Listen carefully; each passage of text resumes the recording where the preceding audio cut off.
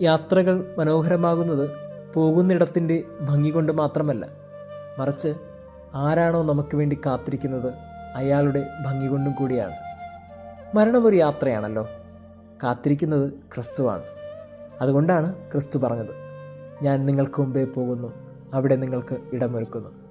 ഞാനായിരിക്കുന്നിടത്ത് നിങ്ങളുമായിരിക്കേണ്ടതിന് ഞാൻ വീണ്ടും വന്ന് നിങ്ങളെ കൂട്ടിക്കൊണ്ടുപോകും. എത്ര മനോഹരമായിട്ടാണ് ക്രിസ്തു മരണത്തെ വിശേഷിപ്പിച്ചത്. അവനായിരിക്കുന്നിടത്ത് നമ്മളുമായിരിക്കാൻ ഒരു ക്ഷണം.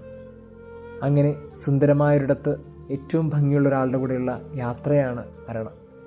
സകലാത്മാക്കളുടെയും തിരുനാൾ ആഘോഷിക്കുമ്പോൾ ഹൃദയം പിടയ്ക്കുന്നുണ്ടെങ്കിൽ, പ്രിയപ്പെട്ടവരെ ഓർത്ത് കണ്ണ് നിറയുന്നുണ്ടെങ്കിൽ, ഒരു കാര്യം ഉള്ളിൽ നനച്ചുകൊള്ളണം, അവരൊക്കെ ഏറ്റവും ഭംഗിയുള്ള ഒരാളുടെ കൂടെയാണ്.